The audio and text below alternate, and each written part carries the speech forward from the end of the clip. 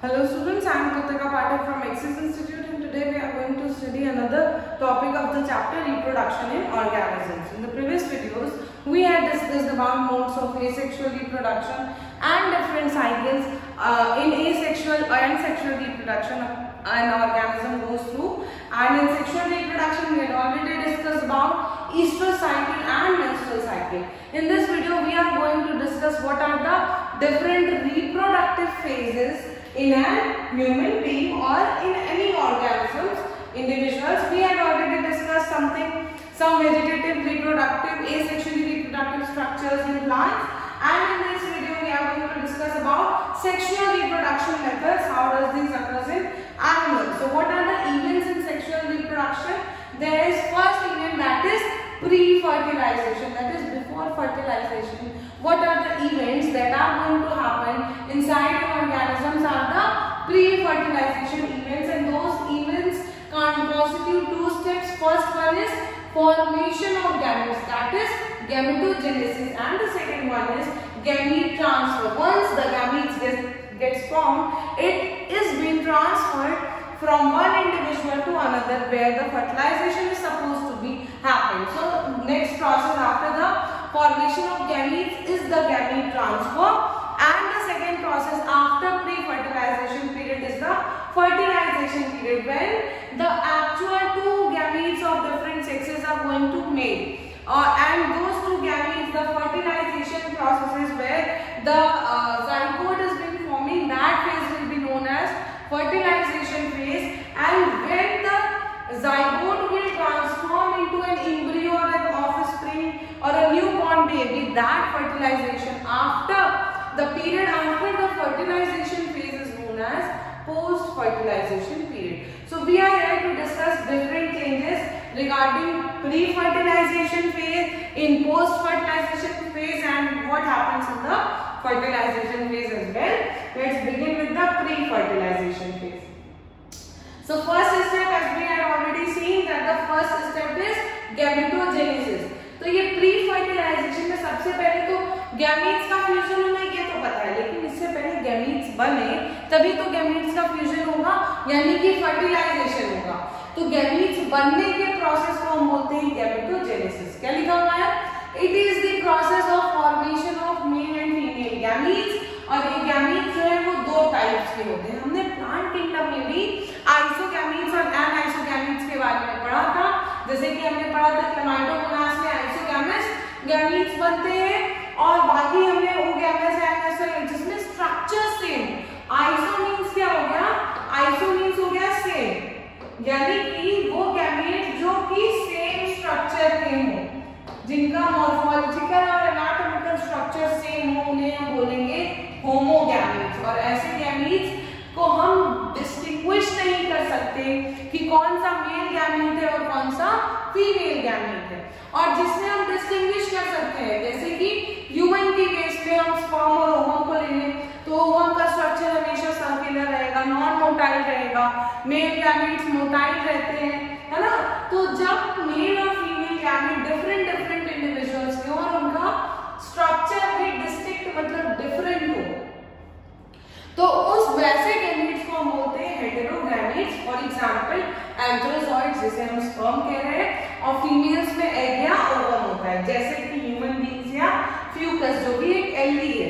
तो यहाँ पे हम लोगों ने देख लिया कि क्लामाइडोमोनास और क्लाडोफोरा में इस तरह से सेम आइसोगैमीट्स बनते हैं जिनके स्ट्रक्चर्स बिल्कुल सेम हो, और फ्यूकस में ये देखिए ये फीमेल है और ये रहा मेल गैमीट, यानी कि different in structure. The female gamete is large and non motile, the male gamete is motile while smaller in size.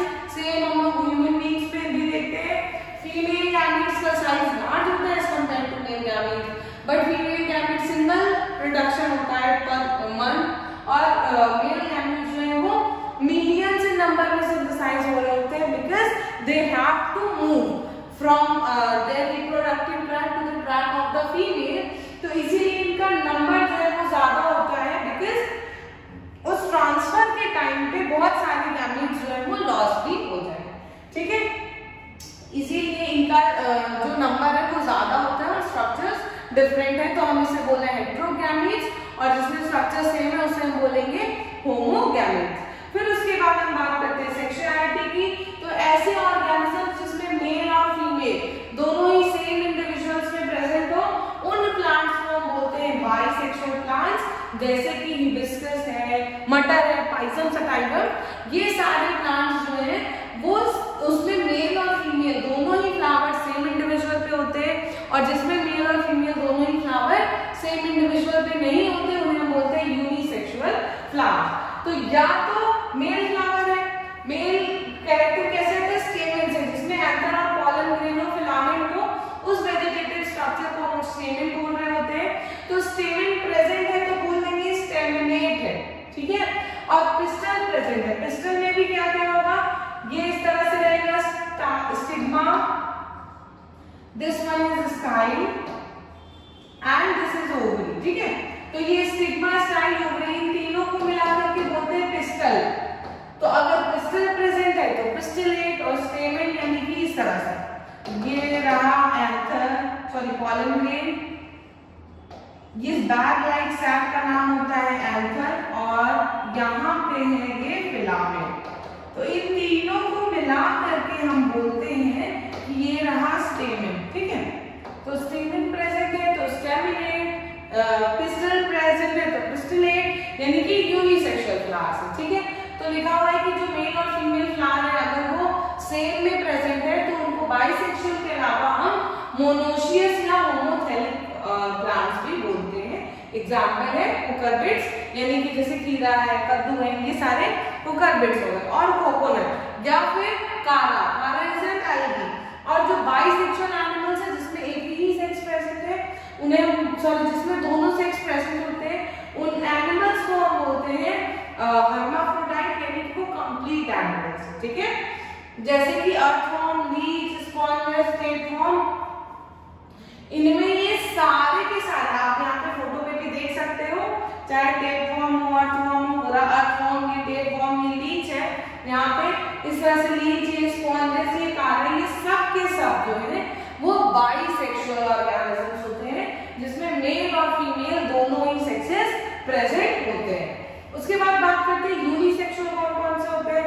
Unisexual मतलब कि सिंगल सेल होगा, सॉरी सिंगल सेक्स होगा, या तो मेल हो या तो फीमेल हो। तो लिखा हुआ है जिसमें मेल और फीमेल दोनों डिफरेंट इंडिविजुअल्स पे हो उन्हें हम बोलते हैं यूनिसेक्सुअल ऑर्गेनिज्म, जैसे कि, और इन्हीं को प्लांट्स में हम डायोशियस बोलते हैं।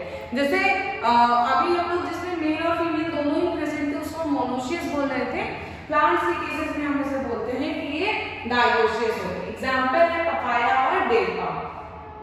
तो ये यूनिसेक्सुअल कौन कौन होता है, कॉकरोचेस और higher animals, most of the animals are unisexual because most of the animals exhibit sexual kind of reproduction. तो फंजाई जो है वो हो सकता है हेटेरोथैलिक हो या फिर होमोथैलिक हो, ठीक है। तो depending upon the kind of fungi it may be unisexual और बाइसेक्सुअल। तो यहाँ पे ये देखो कुछ फ्लावर है जिसमें सिर्फ और सिर्फ स्टेमन और कार्पेल, इसमें तो दोनों है, यानी ये बाइसेक्सुअल है। इसमें मार्केंशिया में अलग अलग हो गया है ना, मेल अलग फीमेल अलग, तो जिसमें अलग अलग वो क्या हो गया, यूनिसेक्सुअल हो गया। तो ये सारे भी यूनिसेक्सुअल, पपाया यूनिसेक्सुअल होता है, एक में जिसमें फल लगते हैं वो फीमेल होती है, जिसमें फल नहीं फल लगते वो मेल होता है ना। तो ये सारे क्या हो गए, ये सब, और डेट पाम नीचे फोटो दी गई है, वो सारे प्लांट्स हो गए यूनिसेक्सुअल, यानी कि ईदर मेल और फीमेल। उसके बाद बात करते हैं कि जब गैमेट्स बन गए, है ना, अभी तक हमने देखा कि या तो यूनिसेक्सुअल होगा फ्लावर या तो बाइसेक्सुअल होगा। तो यूनिसेक्सुअल बाइसेक्सुअल बंद हो गया, अब उसके बाद क्या होगा, इसके बाद गैमेट का फॉर्मेशन होगा। तो जब ये गैमेट के फॉर्मेशन होंगे तो कैसे होंगे, ज्यादातर फंजाई, एल्गी और मोनेरा ब्रायोफाइट्स में जिसमें पैरेंटल बॉडी हैप्लॉइड होती है, यानी कि सिर्फ n नंबर ऑफ गैमेट्स होते हैं, उसमें माइटोटिक डिवीजन होगा। हम लोग माइटोटिक डिवीजन क्लास 11 में पढ़े हैं जिसमें क्रोमोसोम का नंबर सेम होता है, और टेरिडोफाइट, जिम्नोस्पर्म, एंजियोस्पर्म इन सब में गैमेट्स बनाने के लिए मियोसिस होता है, इसमें क्रोमोसोम का नंबर 2n से n हो जाता है, यानी कि डिप्लॉइड से हैप्लॉइड हो रहा होता है।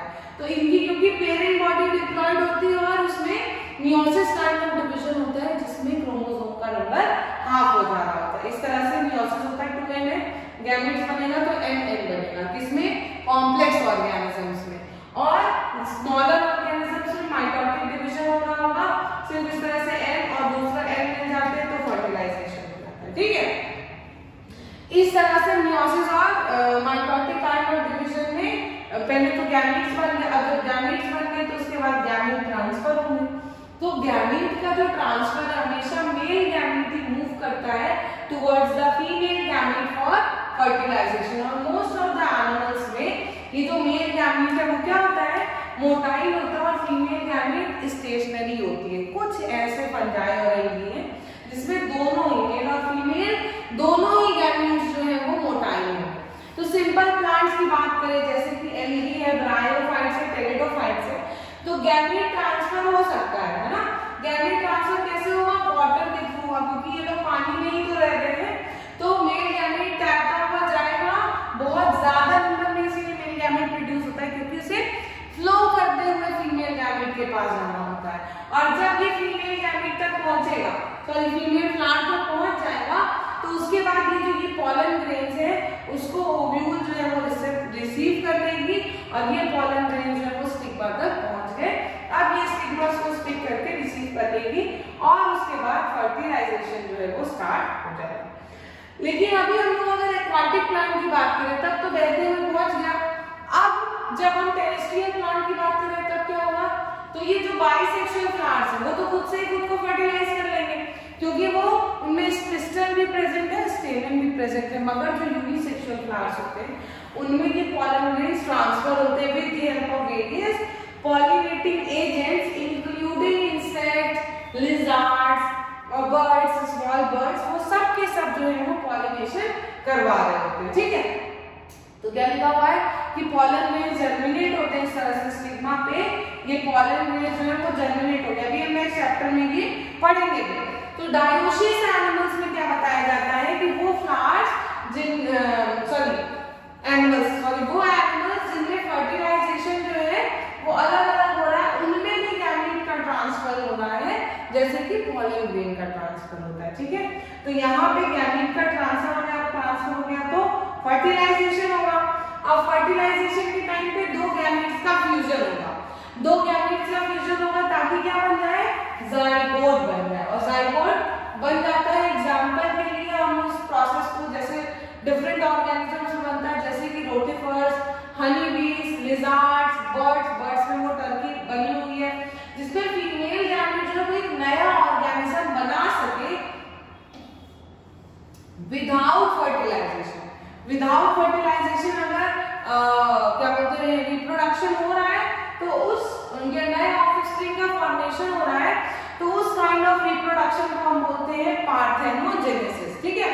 तो अब ये या इसमें तो गैमीट इन्वॉल्व नहीं हो रहा है, लेकिन जिसमें गैमीट इन्वॉल्व हो रहा है उसमें क्या होगा, उसमें एक्सटर्नल फर्टिलाइजेशन भी हो सकता है और इंटरनल फर्टिलाइजेशन भी हो सकता है। तो एक्सटर्नल फर्टिलाइजेशन होगा तो इसका मतलब कि वाटर के थ्रू जाइगोट ग्रेन से बाहर मूव करता हुआ जाइगोट बन गया बॉडी के बाहर, जैसे कि फ्रॉग में बनता है ना, उनके पीठ पे जो है वो स्टमक अपने पीठ पे लोग एग लेके कैरी कर रहे होते हैं। तो ये फिशेस, एम्फीबियंस, एल्गी, इन सब में एक्सटर्नल फर्टिलाइजेशन हो रहा है। और इंटरनल फर्टिलाइजेशन किसमें होता है, अच्छा एक चीज और, एक्सटर्नल फर्टिलाइजेशन की कुछ डिसएडवांटेजेस भी है। पहली बात तो एग जो है वो बॉडी के आउटसाइड रिलीज हो रहा है, स्पर्म का फॉर्मेशन जो है वो बॉडी के अंदर होने के बाद वो वाटर में उन्होंने रिलीज कर दिया कि वो फ्लोट करता हुआ फीमेल ऑर्गेनिज्म तक पहुंच जाए। तो वो फीमेल तक पहुंच जाए उसके बाद ये अगर आसपास का जो वाटर है, सपोज करो कि वो सूख गया या नहीं पहुंच पाया, पॉलिनेशन नहीं हो पाया, तो इसका मतलब क्या हो गया कि सिंक्रोनाइजेशन नहीं था। अगर सिंक्रोनाइजेशन नहीं होगा तो क्या जाइगोट बनेगा, नहीं। तो सिग्नलिंग हो मतलब कि फर्टिलाइजेशन हो, इस बात को शॉर्ट करने के लिए हमेशा मेल गैमीट्स मैक्सिमम नंबर में प्रोड्यूस होते हैं, ठीक है।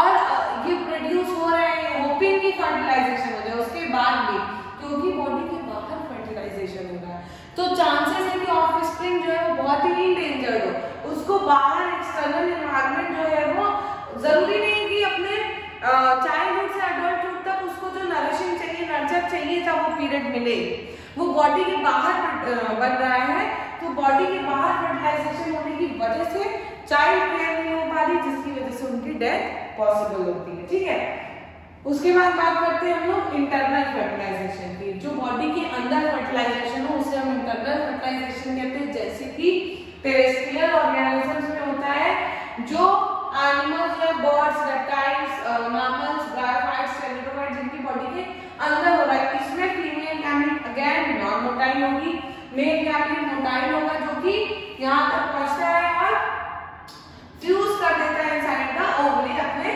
ओवम को और पोलर न्यूक्लियस को। तो सीड प्लांट में ये जो नॉन मोटाइल गैमेट्स हैं, फीमेल गैमेट्स, वो वहां तक पहुंचते हैं with the help of these pollen tubes. आप इस तरह से देख सकते हो डायग्राम में, ये जो ये ट्यूब जा रही है, this is pollen tube. Starting में पोलन आया होगा by the process of pollination, फिर उस स्टिग्मा ने रिसीव किया कि वो सेम स्पीशीज के हैं कि नहीं, with the help of chemical interaction. अगर ये सेम स्पीशीज के रहते हैं तो फिर ये इस तरह से धीरे धीरे अंदर की तरफ उसको पोलन ट्यूब जर्मिनेट करने देती है और उसी पोलन ट्यूब की हेल्प से ये नीचे की साइड आने लगते हैं। तो क्या लिखा हुआ है कि there is large number of sperms produced but the number of egg is very लो।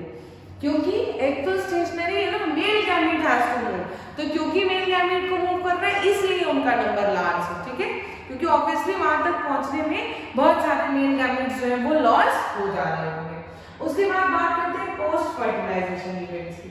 जब फर्टिलाइजेशन हो गया तो क्या होगा, जाइगोट बन गया। अब जाइगोट बन गया तो लाइफ साइकिल कैसी है ऑर्गेनिज्म में वो डिपेंड कर रहा है कि अब नेक्स्ट आगे क्या होने वाला है। तो फंजाई और एल्गी में जो जाइगोट है वो अपने चारों तरफ एक थिक रेजिस्टेंट सिस्ट बना लेता है और वो सिस्ट तब तक बने रहते हैं जब तक वो जर्मिनेट नहीं होता। वो सिस्ट उनको डैमेज से प्रिवेंट करती है, ठीक है, डैमेज से बचा रही होती है। लेकिन जिसमें जो है वो हैप्लॉन्टिक लाइफ साइकिल, इसमें मियोसिस होना है, हैप्लॉइड स्पोर्स बन रहे हैं, ये सब इन एल्गी फंजाई में होता है। हमारे में सेक्सुअल रिप्रोडक्शन में जाइगोट इटसेल्फ इज डिप्लॉयड। तो जाइगोट जब डिप्लॉयड है तो जाइगोट जो है वो this is the link between one generation to the next generation, यानी कि यही एम्ब्रियो को फॉर्म करेगा। तो जब ये एम्ब्रियो को फॉर्म कर दिया तो अब एम्ब्रियोजेनेसिस होगा, यानी जाइगोट से और ज्यादा डिवीजन होगी, उसमें एम्ब्रियो का फॉर्मेशन होगा। तो जाइगोट मतलब सेल डिवीजन होता रहेगा। मियोसिस एक बार 6 सेल में हो गई, दो एक ओवम और एक स्पर्म आपस में फ्यूज कर गए। तो जब ये फ्यूज कर गए तो उसके बाद क्या हुआ, सेल डिवाइड करके डिफरेंशिएट करने लगी। अब ये सेल डिफरेंशिएट करने लगी तो सेल का क्या हो रहा है, मॉडिफिकेशन हो रहा है, धीरे धीरे ऑर्गन सिस्टम और पूरा का पूरा ऑर्गेनिज्म डेवलप हो जाएगा। तो जिस हिसाब से ये जाइगोट में डेवलपमेंट हो रहा है उस हिसाब से एनिमल्स जो है वो दो टाइप के होते हैं, पहला ओविपेरस और दूसरा वीवीपेरस। जो अंडे देते हैं उन्हें हम बोलते हैं ओविपेरस, जो बच्चे देते हैं उन्हें हम बोलते हैं वीवीपेरस एनिमल्स। यानी कि बर्ड्स, रेप्टाइल्स ये सब जो है वो एग का फॉर्मेशन करते हैं, जिसके अंदर उनका एम्ब्रियो रह रहा होता है। वो एग प्रोटेक्टेड होता है एक हार्ड कैल्शियम शेल के थ्रू, जिनमें उनका इंक्यूबेशन पीरियड, जब तक वो थोड़े और बड़े नहीं हो जाते तब तक वो उसी एग के अंदर रहते हैं। और विविपेरस में इनसाइड द मदर बॉडी को रह रहे होते हैं और मोस्ट ऑफ द मैमल्स जो है वो विविपेरस ही होते हैं, बिकॉज मदर बॉडी के अंदर जो है वो यंग वन के सर्वाइवल की चांसेस जो है वो ज्यादा होते हैं as compared to external fertilization. उसके बाद बात करते हैं कि अब जब जाइगोट बन रहा है तो क्या होगा, फ्लावर्स में जाइगोट बना तो ये जो ओव्यूल है वो सीड बन जाएगा, ओवरी जो है वो फ्रूट बन जाती है और उस फ्रूट के बाहर जो ये पेरिकार्प है वो उसकी आउटर सेल होगी, यानी कि एम्ब्रियो बनेगा। एनिमल्स और प्लांट्स में सीड बना लेंगे ओव्यूल और फ्रूट बन जाएगा ओवरी से, ठीक है। फिर उसके बाद हम लोग मेंस्ट्रुअल और ईस्ट्रल साइकिल में डिफरेंसेस देख लेते हैं। मेंस्ट्रुअल और ईस्ट्रल साइकिल में क्या क्या डिफरेंसेस हमने पढ़े कि कंटिन्यूअस ब्रीडर्स और सीजनल ब्रीडर्स है, उसमें लॉस ब्लड का होगा, इसमें नहीं होगा।